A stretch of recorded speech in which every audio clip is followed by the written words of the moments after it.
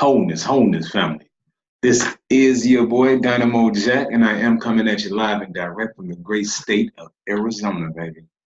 I actually wanted to pause and give it a minute before I brought this forth to you, but I figured, hey man, the information is free. Why not drop it? So what we're looking at right here, right now, and I want you to be real cautious to be able to pay attention to the language she used here. She speaks with an accent, so it's kind of hard to actually understand her. But if you just pay attention, you will actually be able to see everything she says. So I want to explain just a little bit about this video. This is a video at Cern. Now, these are scientists of Cern. I'm not going to play the entire video. I'm just going to play a little bit of it so I can show you the types of things that these people are actually into and doing right behind your very back. Right up under your nose. Wow, they urge you to pay attention to things that they know are not real or know are not true. Things that they promote the production and design and creation of to keep you distracted. Meanwhile, these people are building worlds within worlds that you can't even comprehend or fathom exist without understanding the literal technological advancements being made by this specific company that has been smashing particles together for over 80 years, that has built more hadron colliders than we have even been taught to understand exist. And now we have a face-to-face inside understanding of what type of things these people are doing or building with the machines that they are actually building. And you also get to see right here, right now, family, when I explain to you what I mean when I say time is an illusion, distance, location is all an illusion. There is no such thing as either of them. And to be perfectly honest with you, family, you're finna see what I mean. That all of time is connected to all of time, all the time. And if there is no separation, the only distinction of separation inside of time is your ability to perceive each moment inside of that specific space and time. So what I want to show you, family, is what I mean when I say that who you are right now has just as much of an effect on who you were as a baby than who you are right now has an effect on who you will be at death. And what I'm saying is, yes, you 20 minutes from now plays just as much a role in your life 10 minutes ago as you 10 minutes ago plays in your life 20 minutes from now. Yeah, I know it's kind of creepy, ain't it? But you know what? When you understand that you live inside of a reality or a place of a space that everything that you have been taught to believe as a certain type of limitation, it's all conscious, baby. It's like literally all inside of your mind. And when you learn to identify with the illusion, you will learn how to utilize, let's say use or utilize the best parts of your conscious ability to help you navigate and move through the illusion. Oh yeah, it gets wild. Now here we go, baby. I want you to pay attention to this lady. Like we're gonna walk this out together because the things that she is finna say is really finna be magnificent for you to understand. Now this, for people that don't know what CERN is. Oh man. This is the place in Geneva, Switzerland that is popular or famous for building, like I said, not the Great Hadron Collider, machine that actually has more abilities or advancements than just smashing particles together, I promise you. But anyway, without further ado, let's introduce these low-key, backstabbing, slimy son of a Excuse my language. Because I do want to say this. This video is quite old, and it only has about 8,000 views. How do you think a video with so much intricacy, so much detail, so much information inside of it, so much advanced technology and science can only, over a course of a couple of years, accommodate or acquire a few measly 1,000 views? Just think of it. Check this out, family.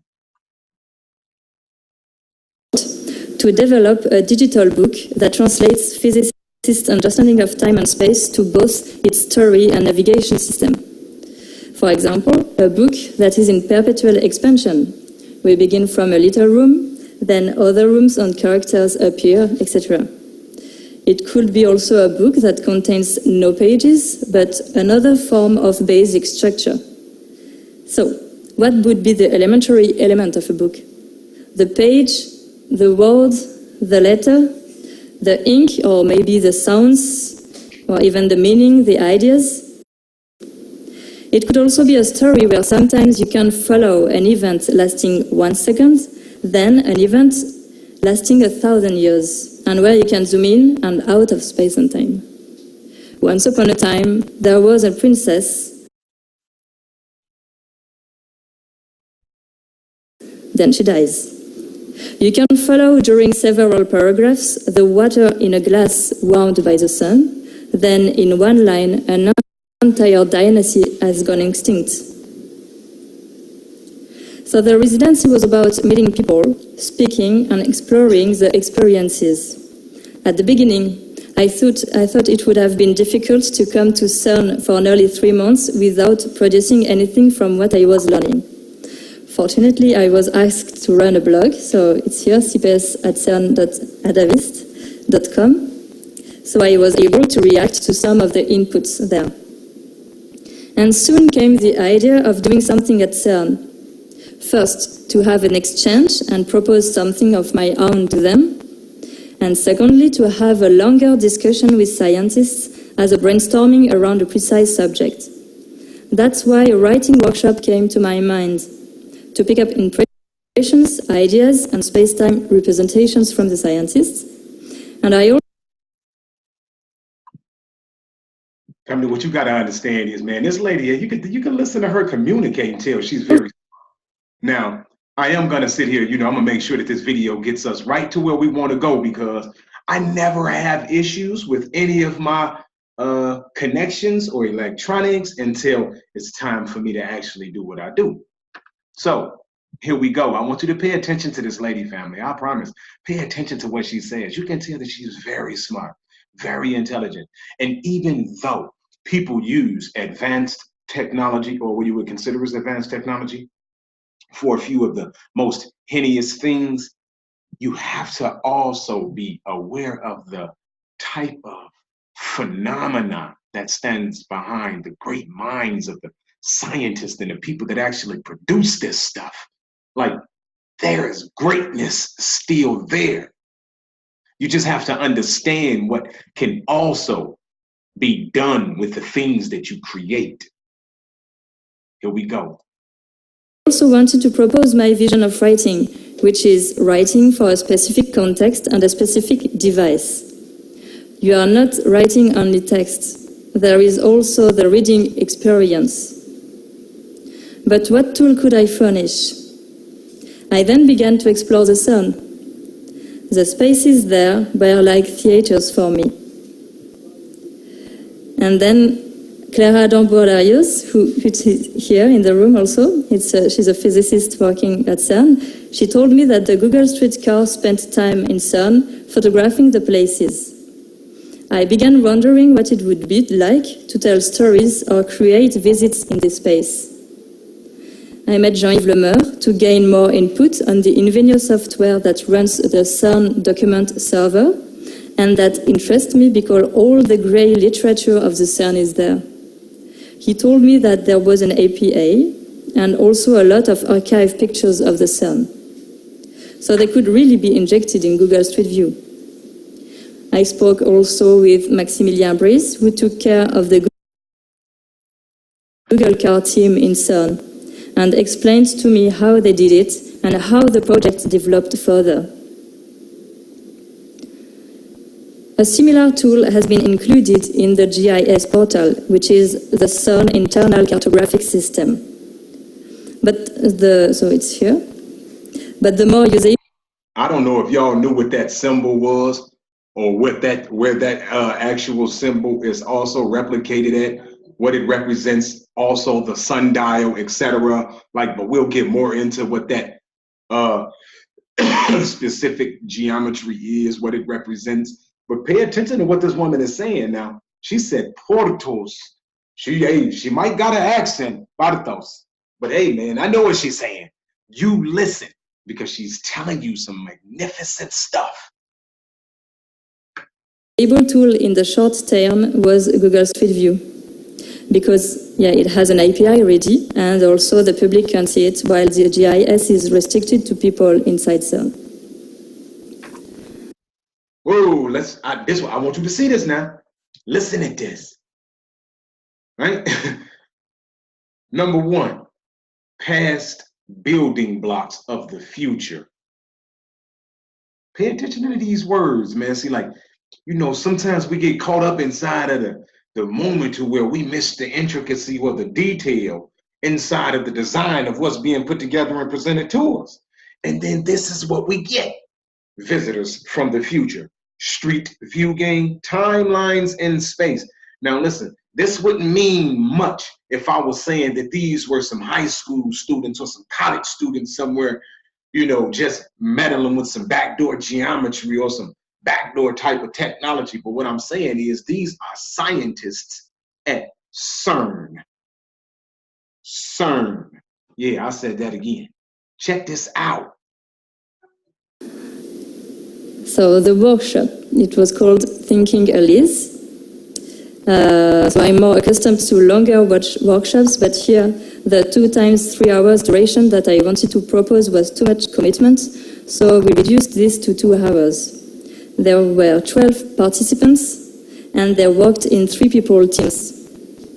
I proposed that they use Google Street View as a playground where they placed their stories. Since we didn't have much time, I asked them to jump on the first idea they had. So I will now present you the 4 projects. Past building blocks of the future. So the team was composed by Tamara Vasquez-Schroeder, Melissa Gaillard, and Nicole Kremel. As I will read you the note written by Tamara. So the physics that can be done nowadays at CERN is only conceivable thanks to the gigantic breakthroughs that previous scientists have made in the understanding of nature. So yeah, just so you know, they name all of the little streets and the little roads and things like that that lead throughout the place or whatever after all of the scientists and people that supposedly discovered something. Einstein didn't discover anything, but I guess that's just the way they want it to be sold to you. I mean, to be honest with you, he didn't discover anything that a baby didn't come into this reality already understanding. And then the rest of everything that he spoke behind it was just jargon. It was a bunch of crap that today doesn't even hold any substance or weight. So it's it shows you that even though they still teach it, because let's just be honest, right? Textbooks and things like that, man, these are billions of dollars inside of these things. This educational system is $1 billion industry, man. You see what I mean? Yearly. This is annually.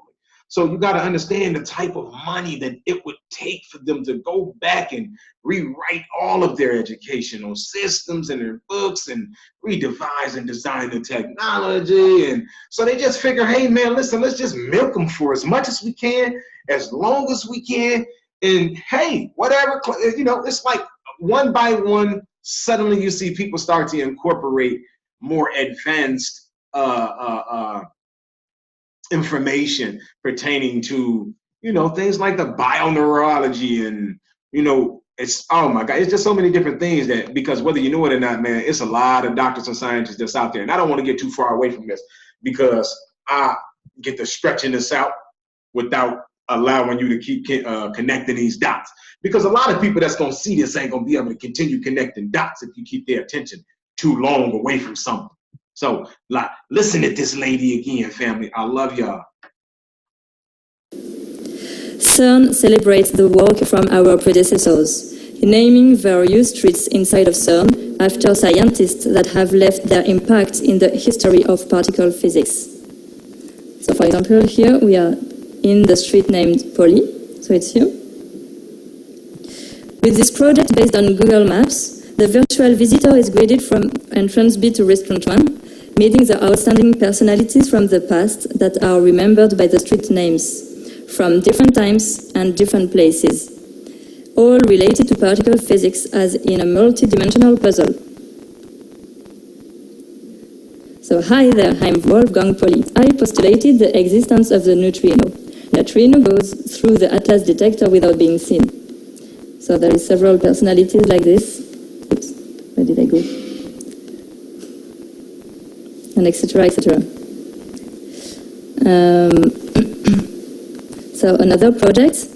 This project has been done by Jeremy Nietzela, Natalia Karina Juska, Stephen Goldfarb, and Maria Dimou. Their idea was to create a visit of the CERN in 2017 by visitors from the future. So there was a dialogue between us. Yeah, you heard her, right? So I just don't want to keep going. You know, like I said, now this ain't no high school science major. This ain't no college science major, you know, and I'm not taking anything from the college science majors. What I'm saying is we're talking about a CERN, a science. I don't even know what you want to call them, because science really is just some hogwash they feeding us. They are above science. There, let's call them sense. How about that? She said, visitors from the future. The physicists from the future, and them, CERN worker from 2017.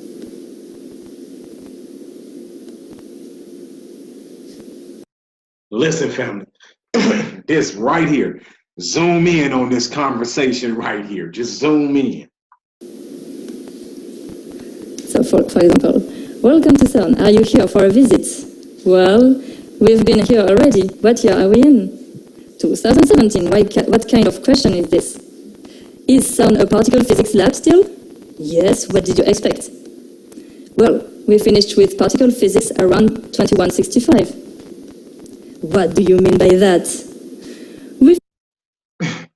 Hey, she say, my man said, yeah, I'm going to give it back to you because it's important that I let you check that out. Hey, man, I'm trying to tell you something, man. Listen, all the time is connected to all the time. And I promise, like, I've experienced a lot of different things inside of my life. And, you know what I'm saying, been able to do a lot of different things with my mind that people would think is weird or don't believe is actually exist. So I can tell you that everything that I've actually grown up and been hog-washed and fed, it's not right. It's not real. It's not true. And I mean, not any of it. None of it was true. So check this out again. Is CERN a particle physics lab still? Yes, what did you expect? Well, we finished with particle physics around 2165. What do you mean by that? We figured it all out, but you'll get there. So, show us an experiment. So now listen, what we call past, present, and future, could it be that past is future and future is past, or that, like I said, there is no disconnection in time, that we exist consciously inside of every space in time that we are consciously aware of? Like the disconnection, it's all inside of the individual consciousness. Like I promise you, I don't want to go too deep into it all like that right now. I just jumped in so I can show you guys this right here, just to show you, man, get you a deeper understanding of what's really going on here. Like everything that you are participating in and all of this different ceremonial propaganda type stuff. Hey, listen, come up out of it. Even all of that keeps you from being able to experience now from a neutral standpoint. Listen. Suggest you go across the street to the globe and meet my friend who will show you Atlas. Okay, see you soon. And then we continue. So we learn a lot of interesting things. And also that Alice discovered via their research in the gluon plasma the explanation of dark matter and dark energy. This is called the White Rabbit discovery, because it's Alice, that allows... Hey, man, listen to this stuff, man. Now, I don't even want to get into this real hard, what she talking about dark matter and dark energy. And, hey, listen, just pay attention. Y'all can hear this. Go back, rewind this. Don't be scared. Break this down. Decipher this stuff. Because now this is going to take you into the next step of your research. Those for reaching places through teleportation, so into the rabbit holes. Hold it. Hold it. Hold it. Listen to what she said, fam. I know y'all heard it, but I just want to give it to you again. It means a lot to me. I need y'all to get this. Discovery, because it's Alice, that allows for reaching places through teleportation, so into the rabbit holes. Teleportation into the rabbit holes. Let me show you something, family. When they get to telling y'all all of this, everything extraterrestrial, and yeah, you got people that's like to, buy y'all off into that. Everybody like to do the extraterrestrial thing. But what I'm trying to show y'all is, and I'm going to produce and show and prove off real, live, documented history, that what we would consider as extraterrestrial involvement is more interterrestrial involvement from beings that's actually been here for thousands and thousands and thousands, I mean over 50,000 years, just this most recent hybridization version or hybridized version of these beings. Now, you can go into one of my other videos. I even showed what it was. I'll put the link up in here too.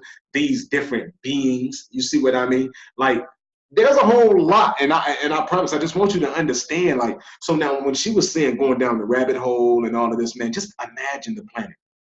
And I'm just going to give you a synopsis real fast that you can envision. So imagine the planet that you're living on as like this giant sponge type of a thingy, right? And this is just what it looks like, right? This giant sponge type of thing. And you know how the sponge has all of these different holes and, like tunnel looking things inside of them.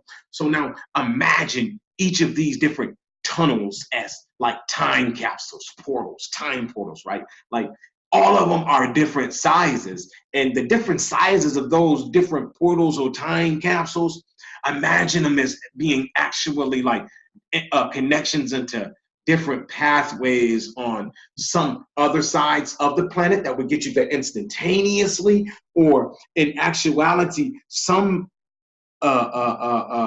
beings have the ability to, let's say, multi-dimensionally travel or extra-dimensionally travel, where, like these stargates and portals and things like this. Like, you have to understand that this is no secret if you go back and study and stop, like if people stop trying to religify everything and turn everything into some type of a spooky story, they'll even understand more of this stuff than they understand. It's like, because they try to, horrify, or you see what I mean? It's like everything just turns into a religion or some type of a fascination at the end of it that turns into a incorrect form of gluttony inside of a being. But whether you know it or not, if you just step back and see everything for the magnificence inside of the things that they're saying, and don't get it wrong, people are doing wrong with the technology. It's understood.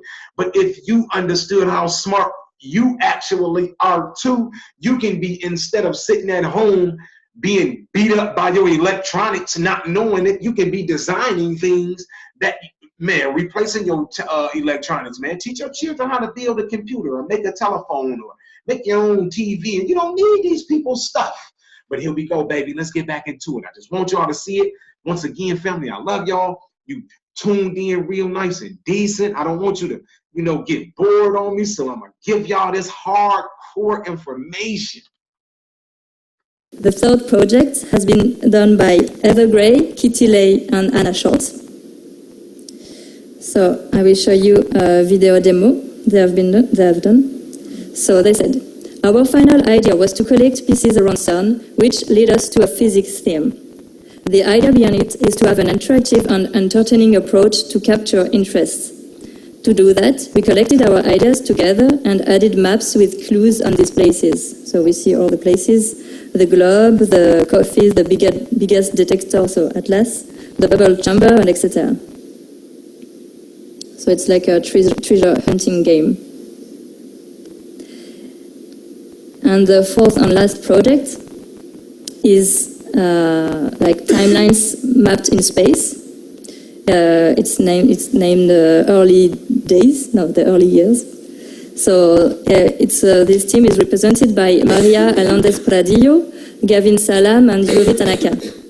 They focused on the localization of timelines in space as a real space-time entanglement. So I read their text. Our idea was to represent in Google Street View the different timelines that appear in the CERN web. We started with the Accelerator timeline. Our idea was to have a picture of the Director General at the time at CERN next to the relevant building where the information would be presented.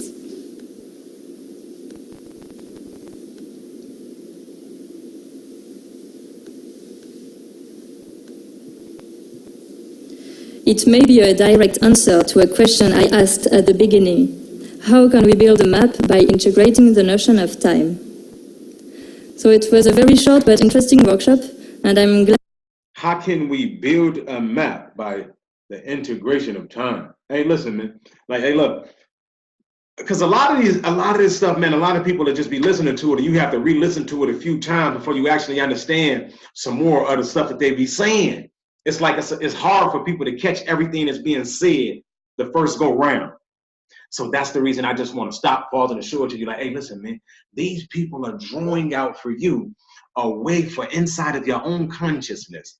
You can envision how to experience life outside of what you have been taught to perceive life actually as.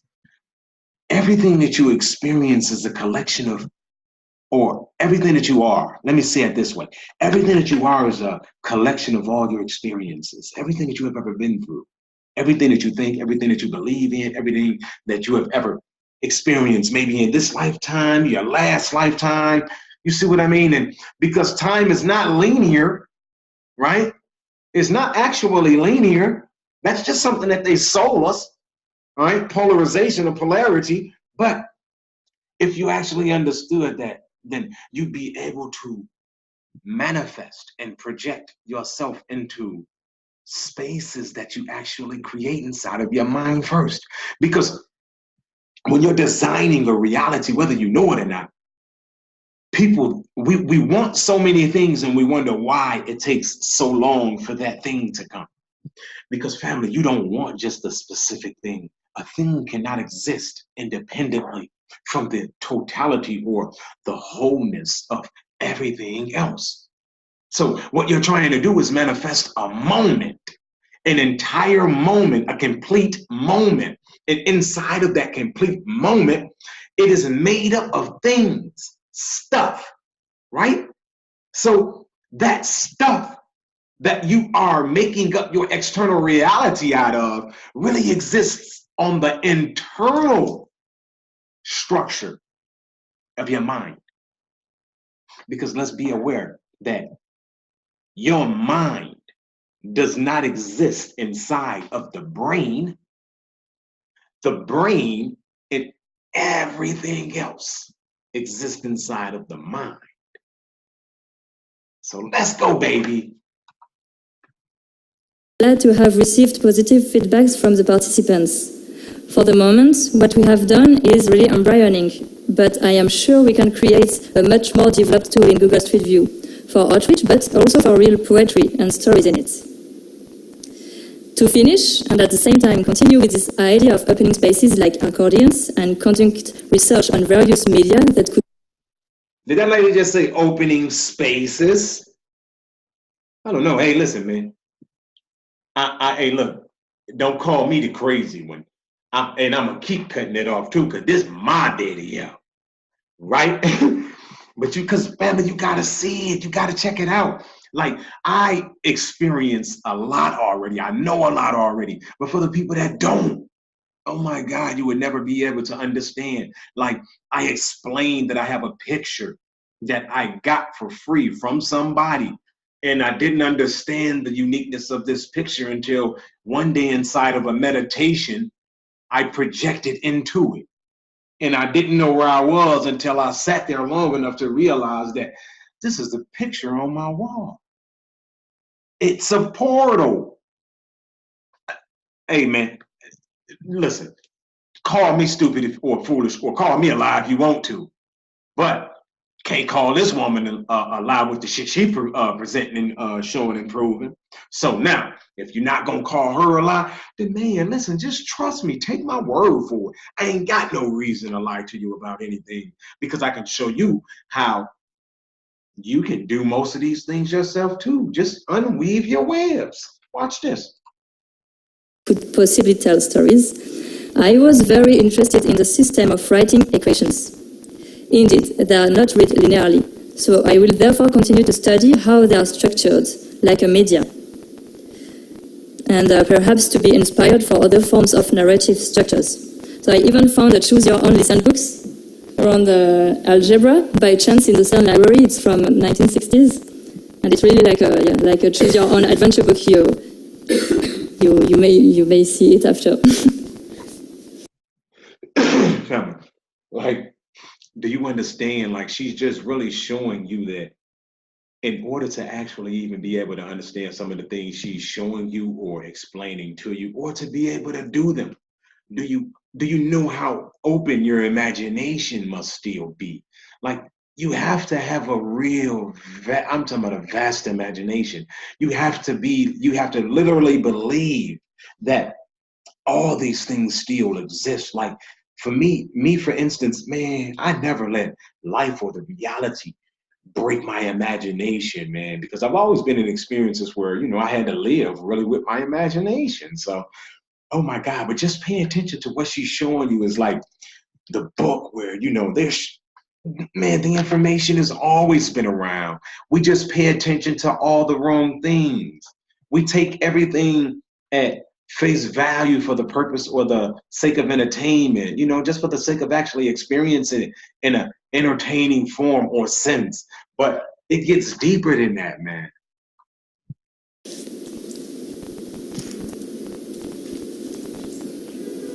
So let me now present Maria Dimou. She was one of the workshop participants, but she was also from the other side. I had the chance to have her as my scientific partner, and she helped me a lot to organize the workshop and to meet the people I wanted to speak with. We saw each other every week of my residency. She has been working for many years on the worldwide LHC computing grid, and at the beginning I was very interested also by the near data deluge and all the consequences it would imply. She also helped evangelize this crazy thing that is the volunteer computing via short technical videos in her IT e-learning project, but she will tell you more about all of this.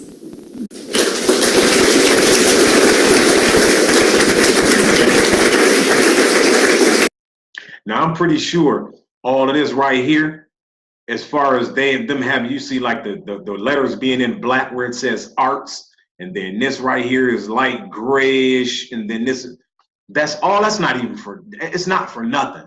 Like, when you look down here at these symbols and stuff, man, that stuff's it's not for nothing, I promise. CERN is about research. It has 4 missions as we have defined them recently, and our director has pronounced them very clearly. So this is a nice picture that... Hey, listen. This woman right here, she finna spill the beans. Like, I don't know if she intentionally did, like, or if she just didn't have too much, like, she came up behind old girl and didn't have too much, you know, like heat to present. And she just started spilling the beans. Like, just watch this, man. Like, she finna show you some stuff. Is made to show how an accelerator, which is in a tunnel 100 meters under the earth in the Pays de Gex, and a picture, you know, artificial picture of the sky can match together.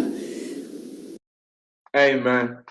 Now, I ain't gonna keep rewinding and all of that because, you know, I'm trying to keep it short, but I want you to rewind this, man, if you need to, and listen to what that woman just said again. Now, we talking about this. You remember that old story about the Tower of Babel? Well, man, whether you know it or not, these people, you got to get a deeper inception of what that Tower of Babel actually was and who these supposed gods, right, the Elohim, right, supposedly were that said, let us go down and confuse them. Like, and what this tower actually was. Now, I don't know if y'all understand, there is a spacecraft there. I mean, what is it, a Hubble scope or something? And they had it, it's been flying around space since like the 60s, but they've, it's like this thing is literally sending all signals and data and information and everything about humans, our location, like just everything. But it's uploading it for all of the different extraterrestrial, you know, life form, because people don't ever believe that life only exists on this planet. We are right outside of a wormhole. And whether you know it or not, that means that this planet is a very lucrative planet. Good for the bucks. You see what I mean? Like, I promise you, you got to understand that things are a lot deeper than a person would dream or believe of when you have been taught to live inside of a bubble. Like, you would never believe that you can actually either, oh man. Hey, look, I'm gonna let this lady say all of this stuff, man, for them people that came up here asking me how the hell I know. Come on with it, man. With the notion of what Frederick said at the beginning of research spanning from the very, very small particles to the infinitely great galaxies. And the reason actually why I wanted very much to make this... Now, damn it, I realized that word. I've been talking about the quasi-crystal, and I've been trying to show everybody, like, hey, listen, man. Hey, family. Hey, I'm finna be exposing a lot of this stuff myself. It's time for me to show y'all that I have access to, or a lot of information pertaining to all of their research and stuff like that, that they ain't really breaking down the vastness of. And I'm gonna show you, because when you can't put all of it together, and amen, if you can't put it all together and bring all that shit that you know back into one space again and be able to access that like that complete neural network, you'll get lost inside of some of this information, not realizing what means what, where to connect, what, where to place it, and how to process it. But y'all ain't got to worry about that no more. Thanks to the man, listen, thanks to the great kings and queens that have come before all of us, opening this door for us to be able to stand here and do this right now today. Why? Because information gets lost if we have nobody willing to do this. Like, come on, man. They got these fake religions on every corner, and somebody's willing to do it. And people, they'll look at you like you crazy for looking at them crazy. Well, I'm looking at you crazy for looking at me crazy. So here it is. I'm going to show you how vast the reality is outside of all that religious junk. Metaphor, let's say, is that it seems unrelated to have very concrete, very precise, always provable, or very discrete, if not yet proved, speech by science. Say it, baby. Hey, hey, listen. See, I'm a researcher, so when I hear that kind of conversation and that kind of talk, and then it depends on the sources that you're hearing it from, man, that gets me excited, man. I'm talking, that's Kundalini to me. And yet have so many free and innovative and flexible modes of taking every kind of material and speech and image to make an artistic work. So, first basic mission of CERN is to do fundamental research. Then it's to research in the areas of technology, and the reason is that one cannot accelerate the protons that we accelerate today in the current experiment without having incredible level of engineering, magnet knowledge in depth, cryogenics and computing. So as I work in computing, and as Cassandra's, one of the preferred colors is a fuchsia kind of pink, I framed our computing center in pink. But in diversity, we have a long way to go. Nevertheless, we are working on this. So the computer center looks like this now. It was built in... Ooh, hey, man, don't just look like some of that stuff off from one of those good old sci-fi movies or something, man. Like, you got to start watching them sci-fi movies, man, because they show you so much inside of them that you don't pay attention to. Just check it out, check it out, check it out. 72, and at that time we were thinking that a 1,000 square meter room with very high ceiling is good enough for cooling and operating the computers, which were antique museum pieces, mainframes in today's technology. But now that we have thousands of small computers looking like pizza boxes, but with many cores, many calculation units that give out a lot of heat, in there it's like a sauna. In the 90s, it was super cold, and to work on the consoles without having the fingers purple, you had to be Russian. But today, you just cannot enter in there because it's infinitely cold, hot and noisy.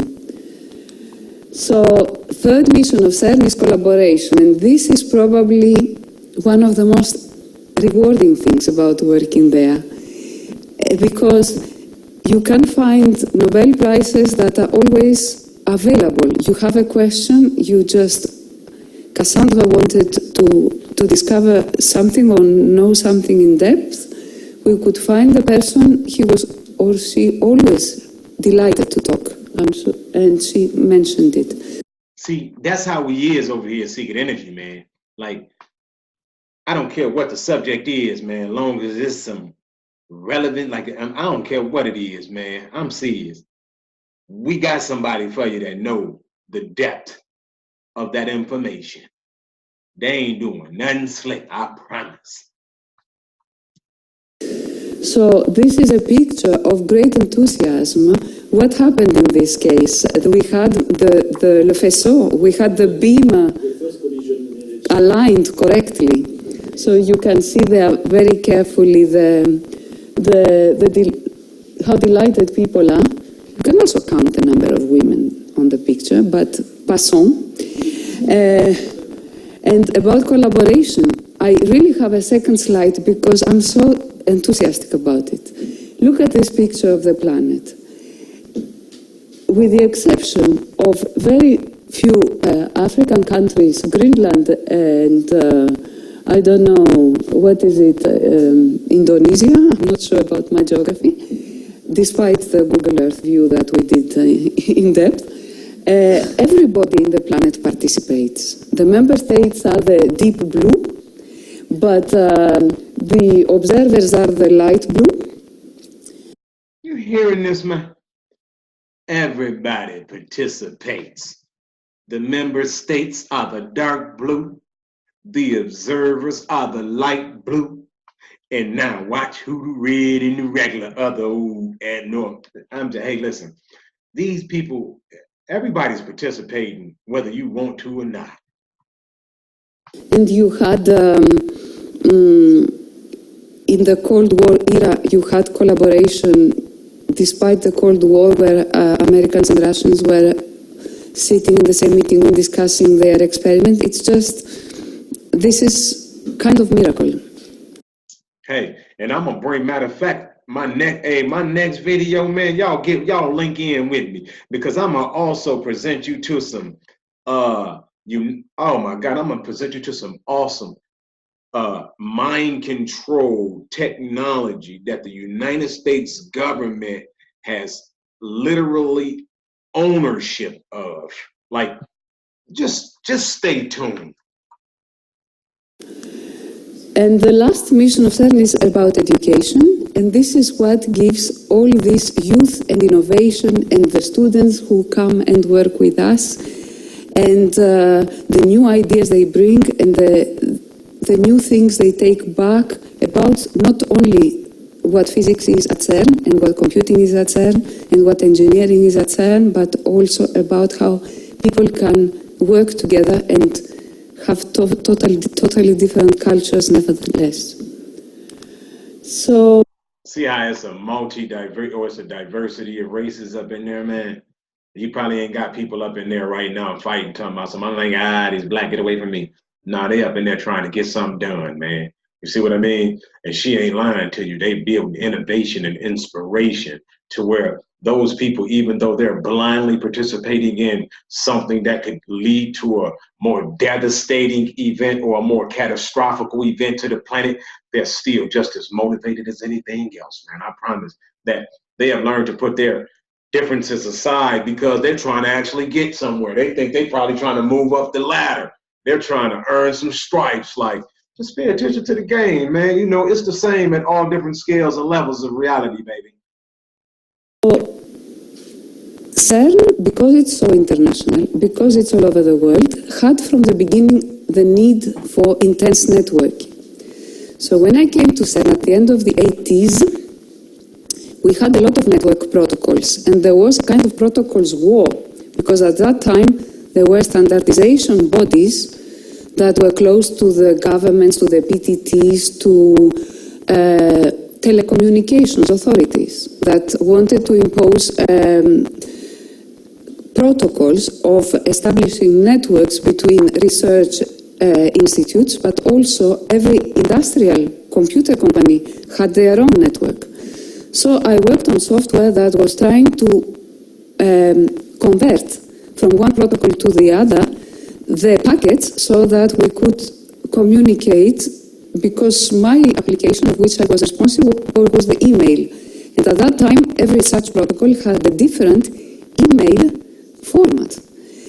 So much before my time, in the 70s, Windsurf and other guys in the States who were students then, and Windsurf is not a person of CERN, but he is kind of my mentor, and he has been to CERN a few times, and he will come again, I hope. And they invented internet. So you can see on this graph that he provided that at the beginning of the internet, there was a track. I have a photo of this track. If you go to my homepage at CERN, you can see it in one of the previous presentations. There was a track. Hey, go visit her page. I encourage you. Check her page. That had to travel from one internet node to the other so that... Hey, I'm sorry. Hey, listen. Yes, because you know why I keep pausing it for you guys, family? Yes, because you have to gain a great understanding, and I need to slow you down and get your attention again in case if in the middle of you paying attention, you got sidetracked by something by thinking that she was about to say nothing or wasn't saying anything relevant or pertinent. So yes, give me your attention. This is a track so that it can make sure that the packets can get to the destination. It was very elementary stuff. So in 89, between 89 and 91, our colleague at CERN, who was in IT, we were working very close together, not on the same project, had written this proposal that is now on every T-shirt, like the Che Guevara photo, where he suggested that we no more send the scientific publications to all collaborating institutes by post, because this is something that we cannot remember if we are old enough, or we cannot conceive if we are very young. But at the time, up to the 80s included, CERN collaborations which were comprised by hundreds of people required the papers to be sent to every member institute, to be corrected by the collaborators, and then commonly edited. Right? You agree? He agrees? He knows? So this person, fantastically humble and able to distinguish what is important with what is rubbish. He sat down and as a single man wrote the protocol HTTP, the language HTML inspired from HTML, which was a markup language, and went to distribute the first server and client software for the web. And I remember the time he said when only the first web server at CERN was hardly configured that he doesn't want to be rich, he wants to be famous. So some dreams come true. So then after we understood that computing is necessary because the experiments get larger and larger as the machine has to be more and more complex for its construction and operation. We had to make projects that strip from the physicist's souci, worry, the difficulty of understanding all underlying tools for reading events, displaying them on their computer. Event is in our jargon the result of a collision. So we had many hundreds of people collaborated in writing what we call the grid middleware. Why did we call this project grid? Because we hoped it will be like the plug on the wall where you can plug a toaster or you can plug a computer or any device, and the grid would be like the electric grid of the city where you don't care how it got to the plug.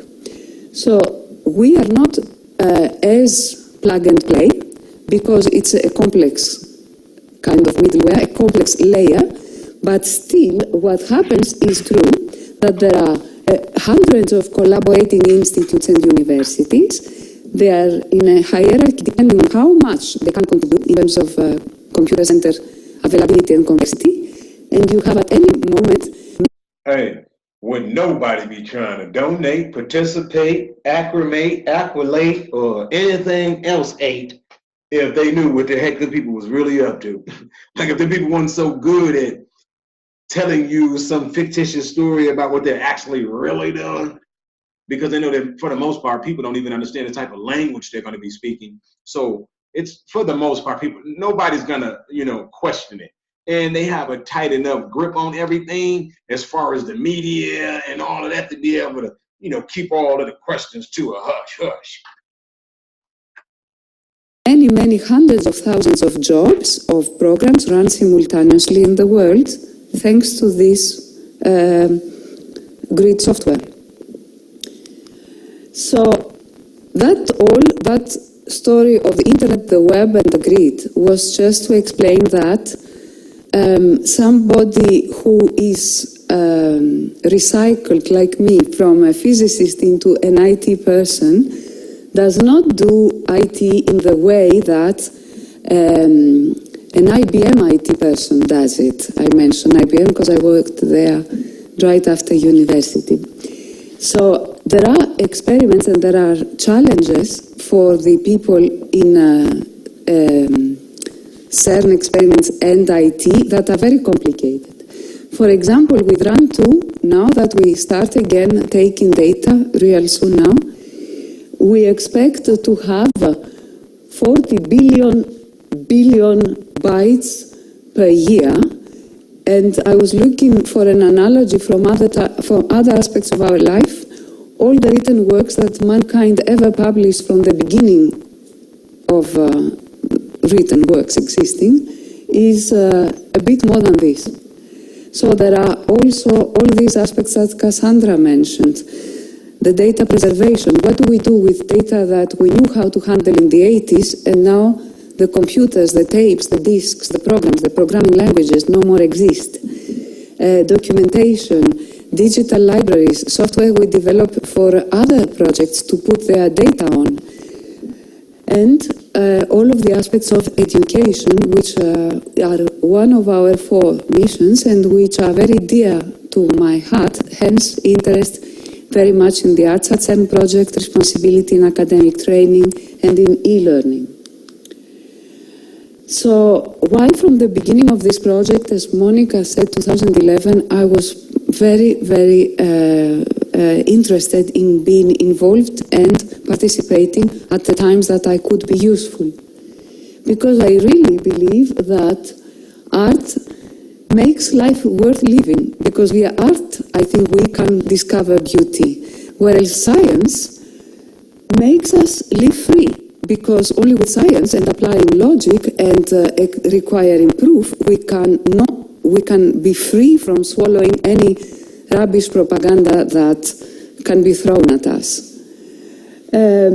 I also was reading recently, I don't know the author, I saw all her books after I read the clause, that a creative adult is a child who survived. And I believe this because when we have been restricted and You heard what she said. A creative adult is a child who survived. That's good. I like that. I like that. Restricted so many for decades in our lives, we have our wings of creativity chopped. And from that point of view, complex discoveries for us as scientists require the creativity that the artists allow themselves to live with and deploy every day of their life. So there is a complementarity that we absolutely need. And in the discussions we had with Cassandra, in things I have observed before with the dancers, we are so analytic. Sometimes it takes so long to understand all possible parameters of a situation, and the artists are so synthetic. It's like a super powerful vacuum cleaner. I mean, you give their 5 elements, they have absorbed them, and they have made something new out of them. It's admirable. So, and with my other work and role with academic training at CERN, for example, I have seen other disciplines. In addition to physics, in addition to computing, and in addition to the branches of art that I managed to come across with, it's not possible today for things as complex as the origin of dark matter that we can advance only by sticking into the way we can think in our discipline. It's not possible because as the preface of one programming book, the C++ Bible, which is a programming language. Hey man, basically, and I'm going to let you know what she specifically just said, man.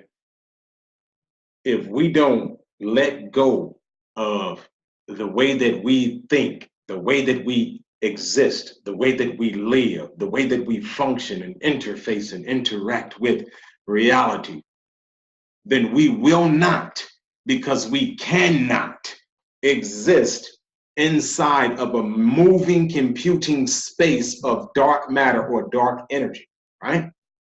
That etheric force. So you have to evolve with evolution, because evolution is consciousness, right? So if you can evolve with space and time, that expansion, then you can exist inside of those spaces that you are capable and able of expanding into. But if you are not capable or able to expand into that specific arena or that type of space or that vastness, then it's like being ripped apart, shredded, torn apart. And now what you would consider as an energy field or a magnetic field of energy, what you call you, would be just this static particleized version of you incapable of coming back together again, or magnifying itself, or magnetizing itself, shall I say, I'm sorry, into another field. But anyway, I got deep into that again. I don't know what it'd be, I'm sorry, but look, yes, I love this stuff, family. Check this out. We use a lot, says language determines what you can think of. And I believe this is true, and it's I believe it applies to the... Believe it.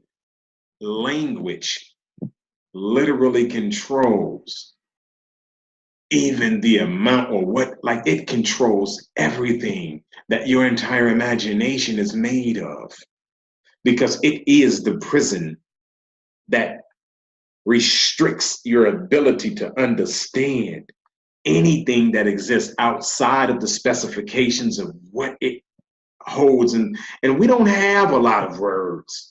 Like, to be honest with you, the English language has a lot of jargon. Like, it's really just 2 and 3 different ways of saying the same thing and giving different meanings. It's not really a vast amount of characters. See what I mean? Like, we have all of these different words that are only made out of 26 alphabets, which tells you that there's only tricks being played in our mind with these letters. You see what I mean? So yeah, she's specific with that.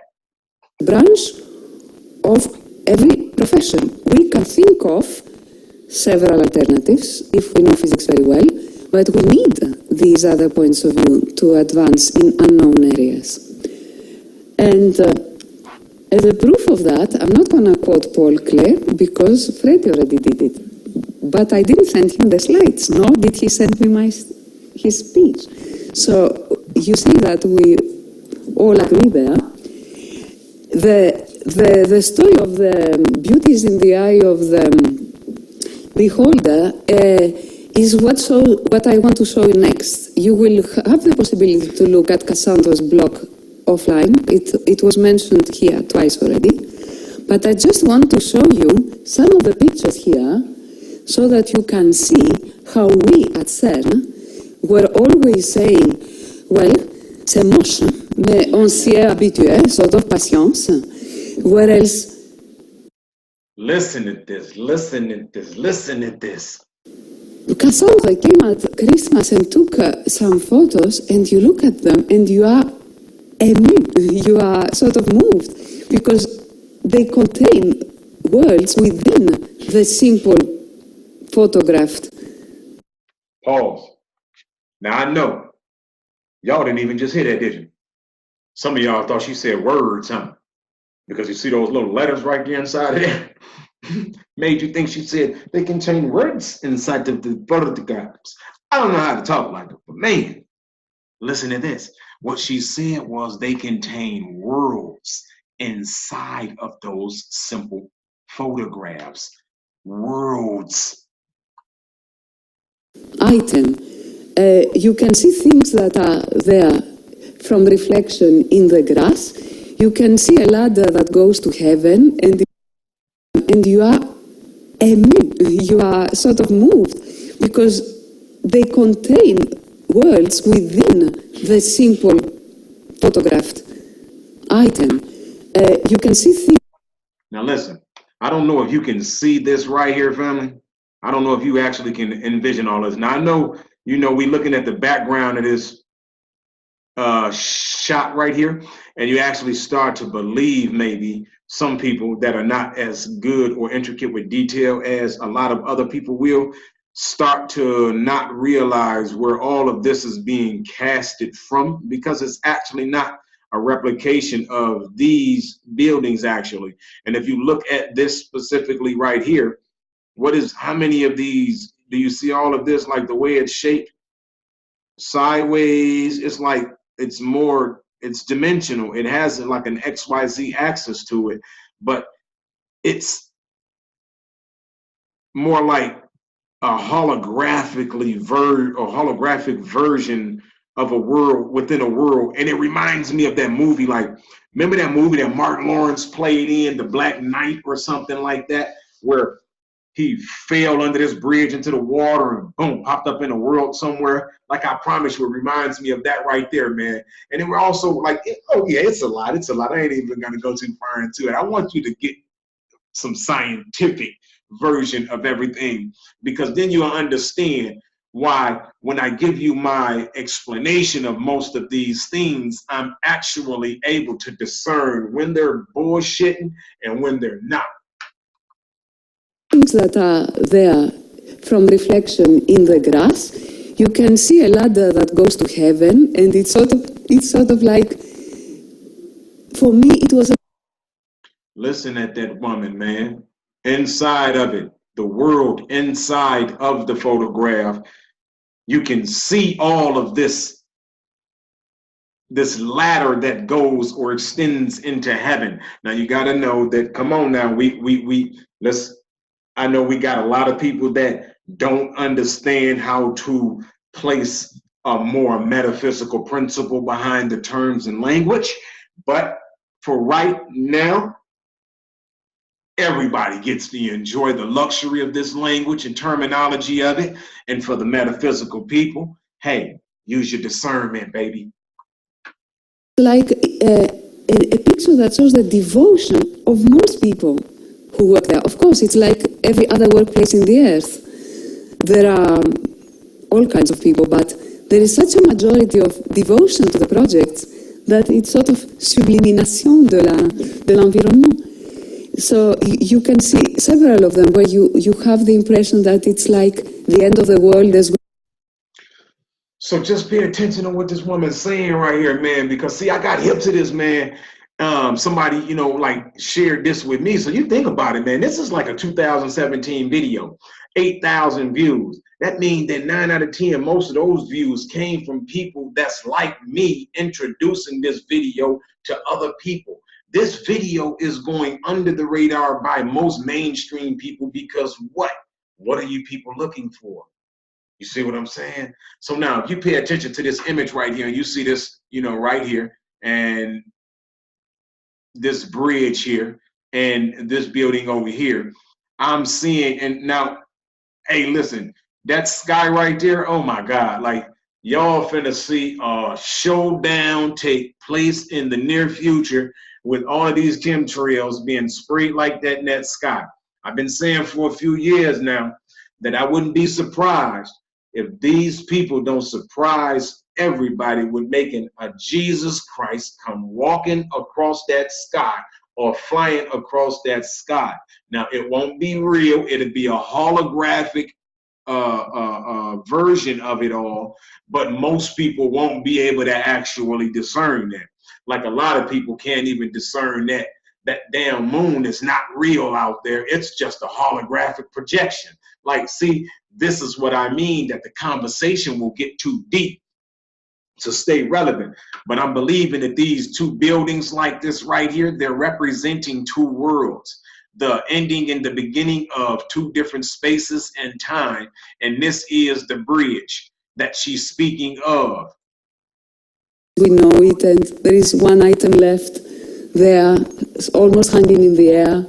You have this petite crèche de Noël in the middle of the Geneva winter. You have the top of the hill, and you don't know what is beyond, and you can imagine. So, do you understand what she's saying? Like, for instance, and I remember my bro, Savan Bomar. Check him out. You got to go on, look him up, Savan Bomar. Oh my God, I don't even want to label down a specific video, but start at the key maker. That's what you do. Start in the beginning so you don't miss anything.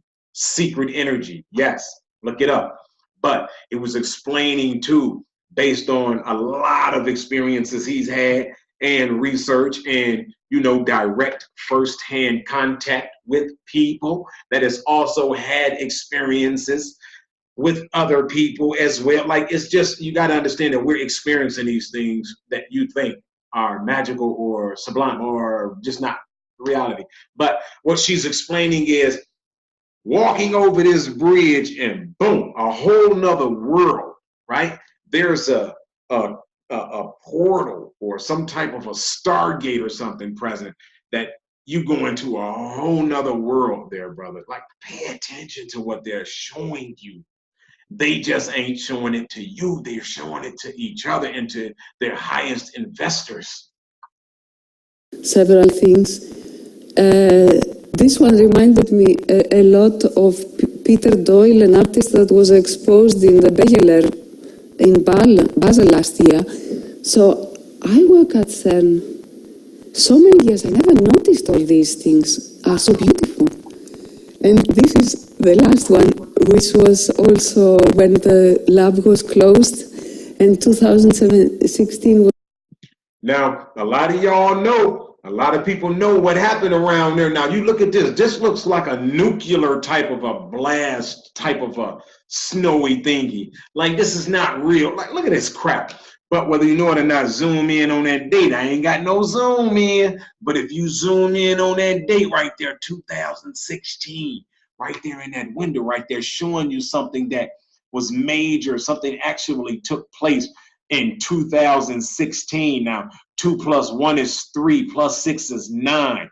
So I'm also, you know, very acute and into what you would consider as universal mathematics, right? So just pay attention. Just pay attention. It was ending, and it was written by somebody, or it was you? No. Somebody. We don't know.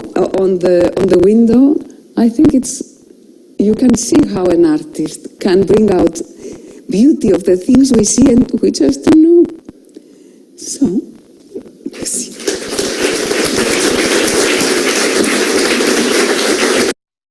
I mean, hey, I know one thing. Hey, it don't. Sometimes it's hard to actually just be able to gain a clear understanding of what's taking place inside of the reality outside of what you are experiencing and how you are perceiving that to equal out to a totality of what you perceive to be reality. So, like, for instance, I'm gonna show you, man, like coming up here in the near future. You can guarantee that the one thing I'm gonna do is bring forth a lot of information as far as showing you how these people are not just creating different forms of nanotechnology to, you know, hack your mind up. Like, I promise, man, this stuff, these people are more advanced than you think they are, and they're using all of their little technology and all of their weaponry technology to invade your immediate space and reality.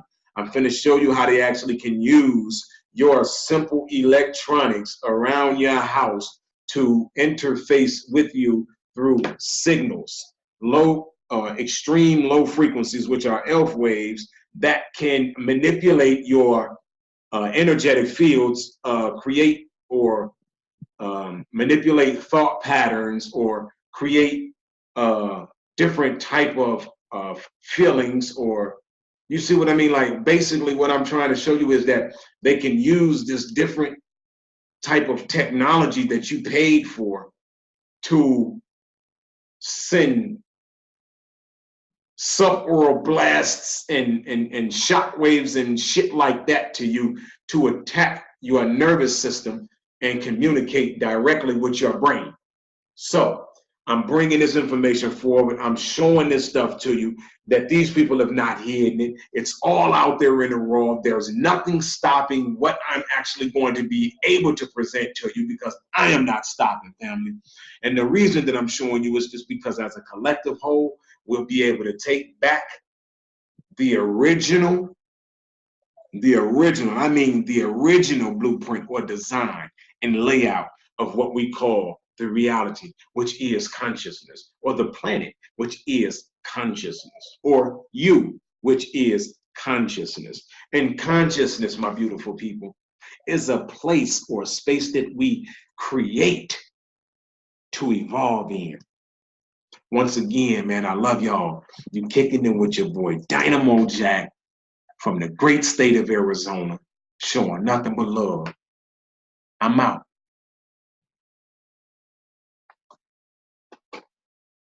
Wholeness.